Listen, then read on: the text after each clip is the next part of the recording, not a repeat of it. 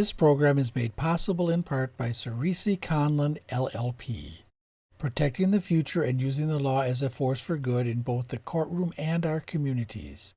Online at cerisiconlon.com.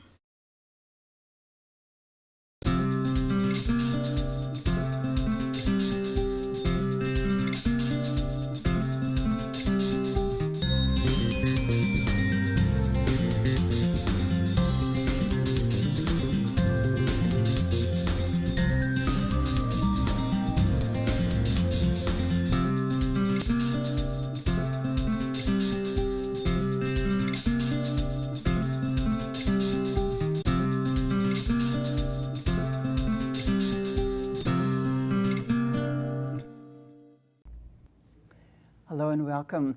I'm so pleased tonight to tell you that my guest is Will Steger.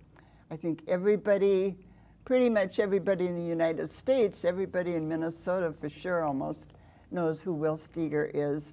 He is an environmental activist.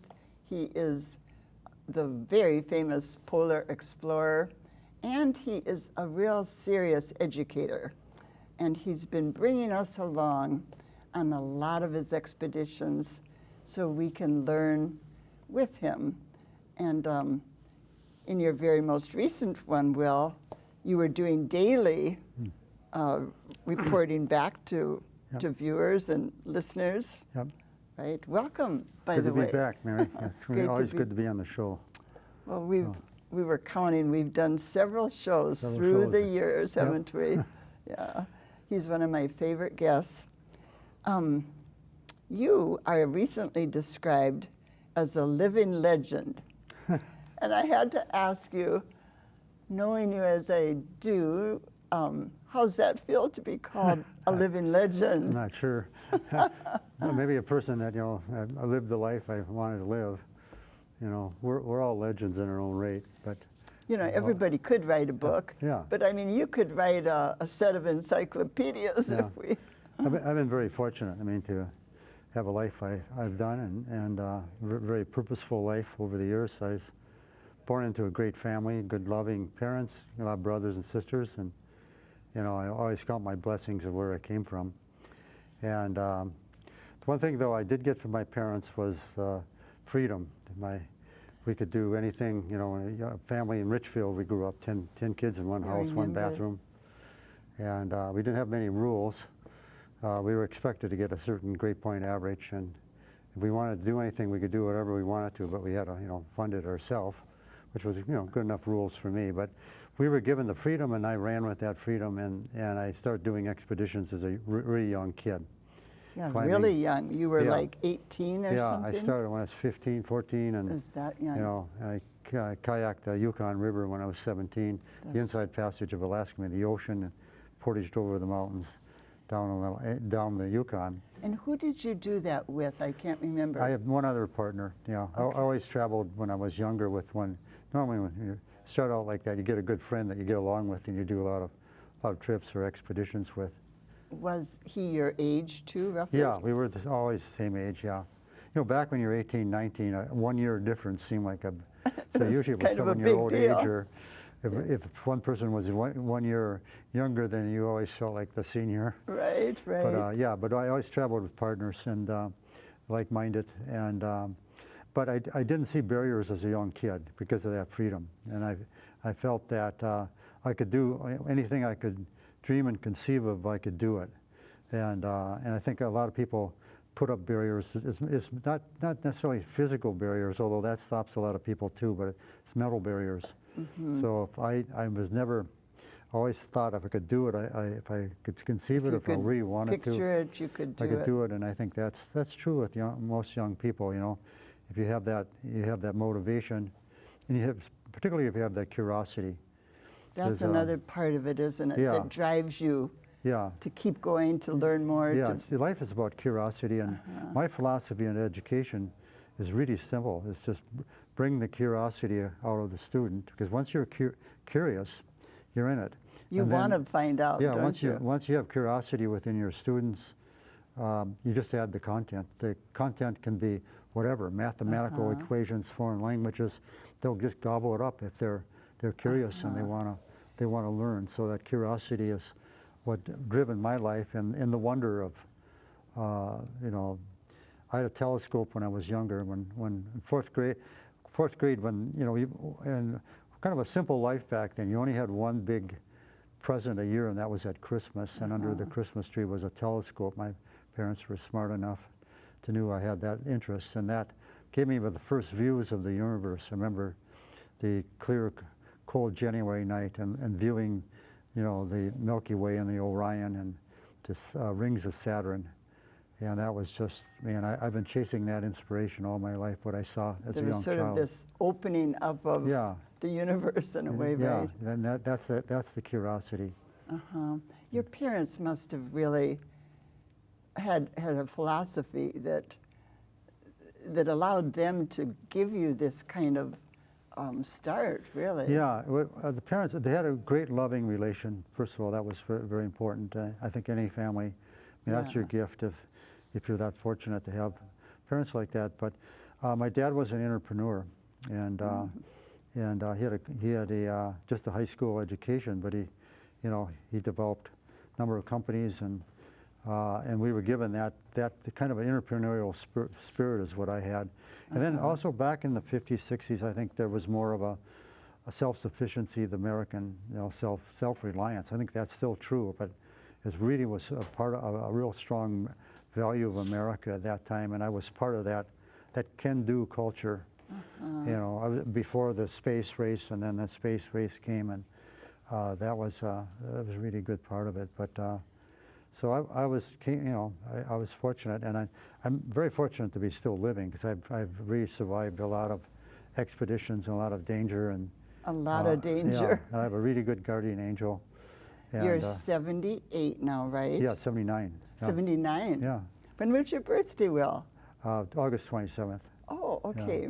Yeah. So you're just getting used to saying 79? I've always been proud of my age. I mean, especially at this age. I mean, most people are afraid of their age, or they're embarrassed with their age. But I mean, the 70s were a really great decade for me. The wisdom, and you know, it's really, especially if you live a life of intention all your life, you know, these things happen to you.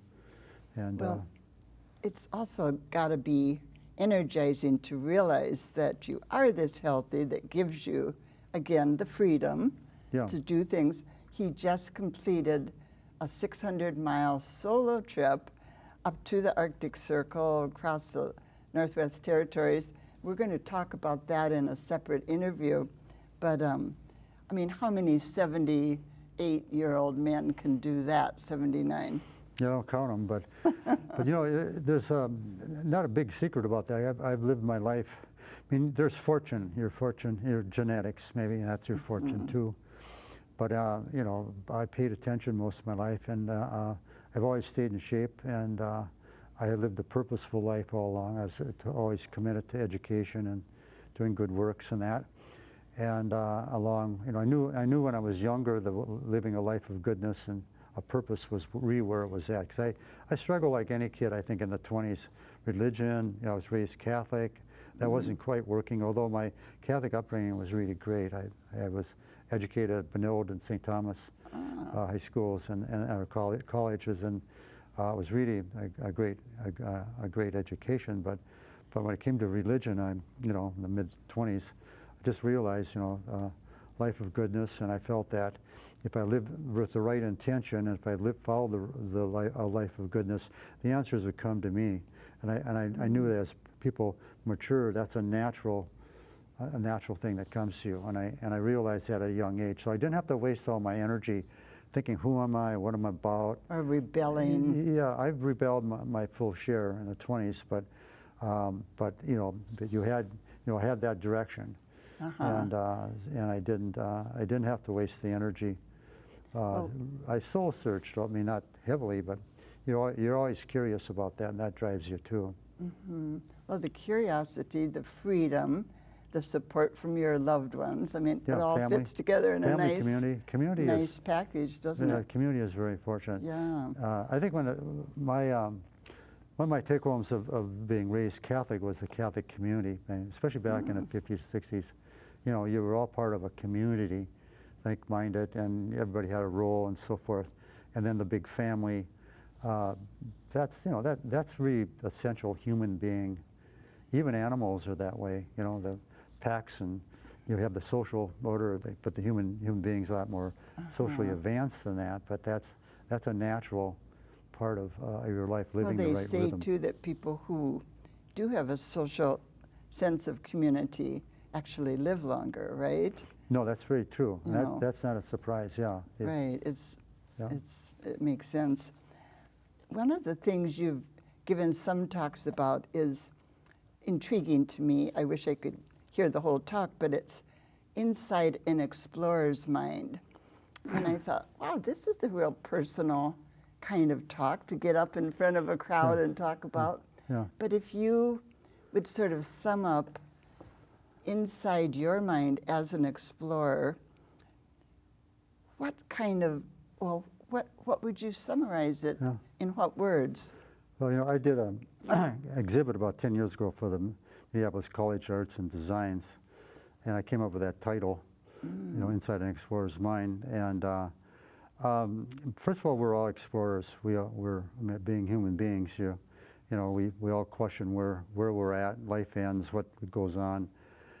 So you know, I don't have the rights to being an explorer or that type of imagination, which is most people. But inside an explorer's mind is an innovative mind, a mind that can change on a dime. I mean, change on a dime in that it's not out of control, but it's all of a sudden something changed and you're there in that moment. So making decisions quickly, and being prepared for and, options. Yeah, and it's more and beyond the thought. I mean, we're educated. We have this thought process and a thinking mind, which is important, but it's a bit, that type of a thinking, logical mind is quite slow in a real dangerous situation or something where you're innovating instantly. Innovation is more, intuition, I would put it that way, is more spontaneous. It's really tapping into that spontaneity of the intuition.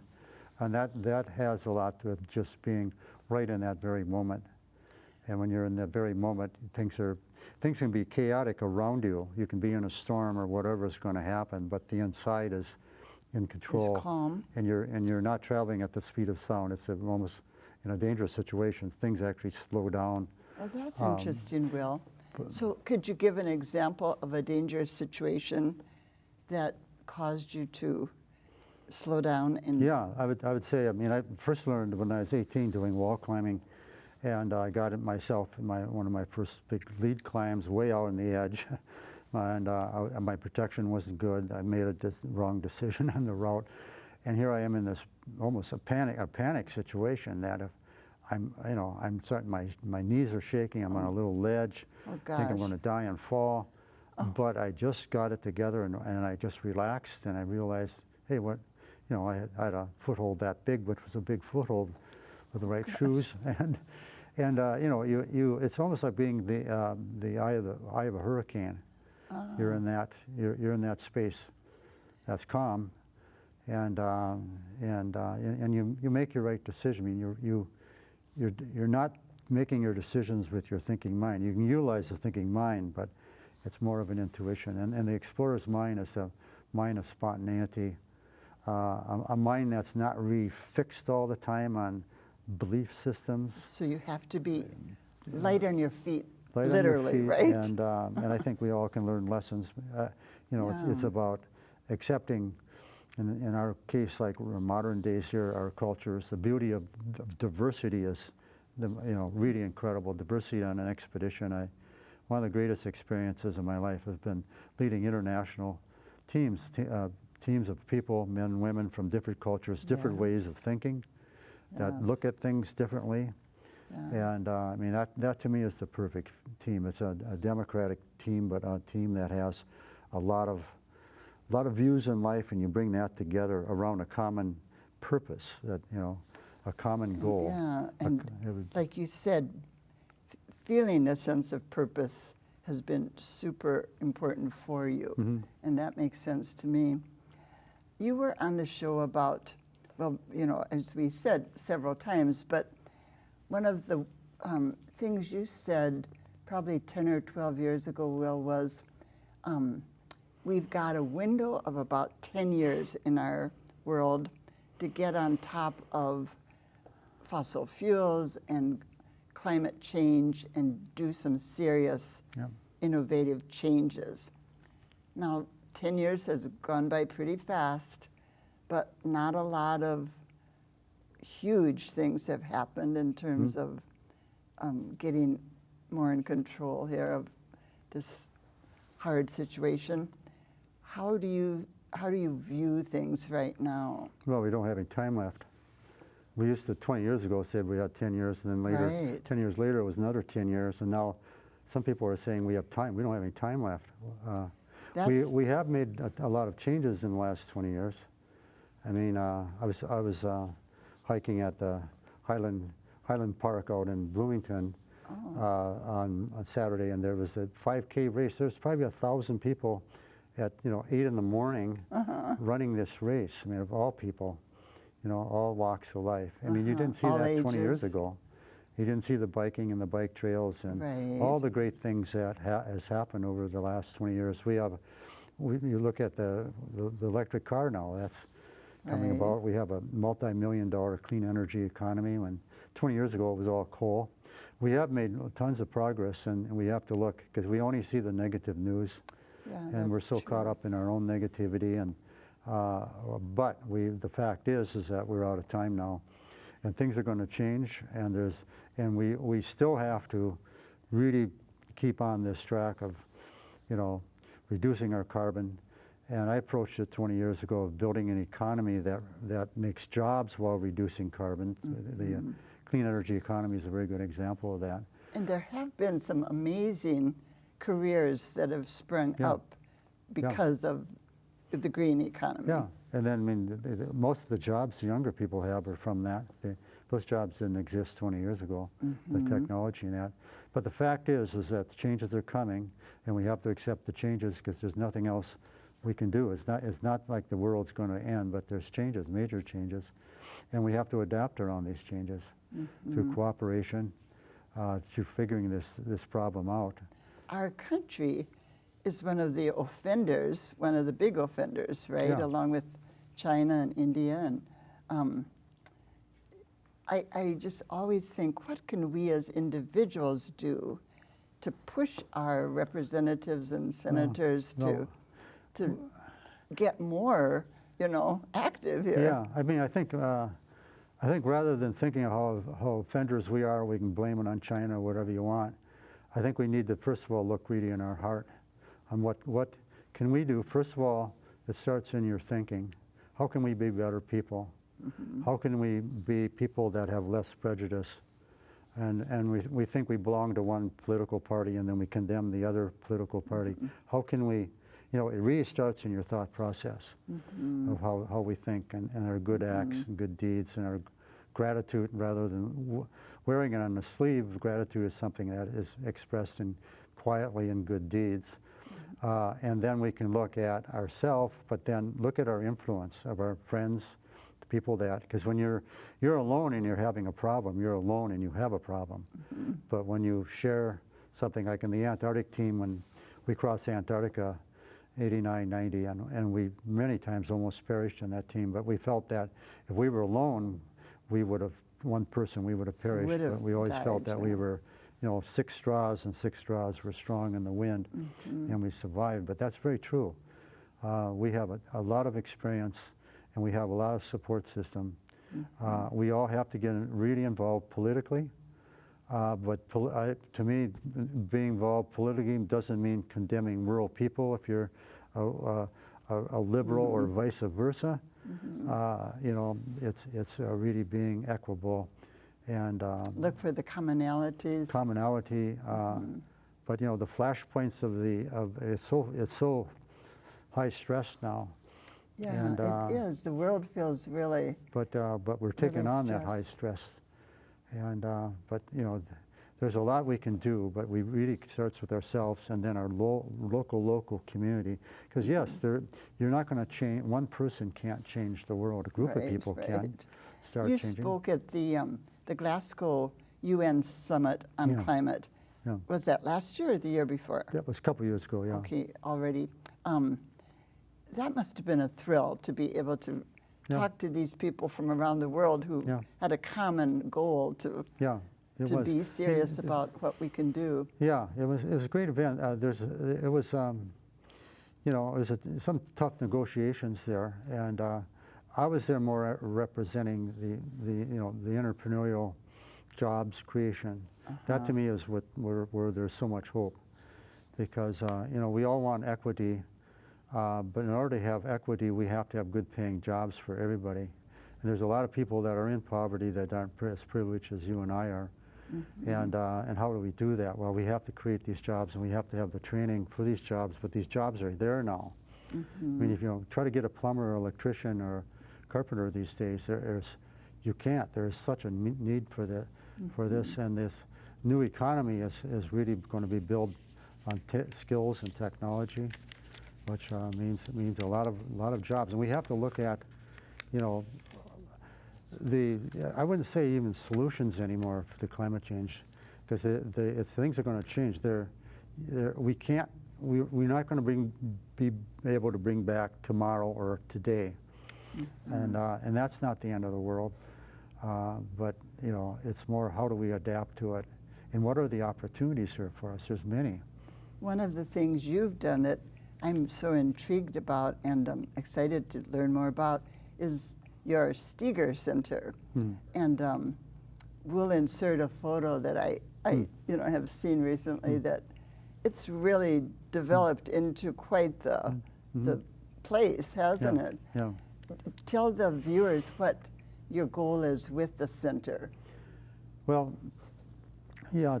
My vision 40 years ago, a little backtrack. I always had in my life, ever since I can remember, I wanted to be an educator. I knew I was an educator, so I took that role. Even 6 or 7 years old, I knew where I was heading, and I also had this adventurous spirit. I followed both of those, and then my expeditions led me through the education. My expeditions gave me a platform, basically, in which to teach about the environment and education, and then that opened a lot of opportunities to develop programs and so forth. I started my own school when I was 30.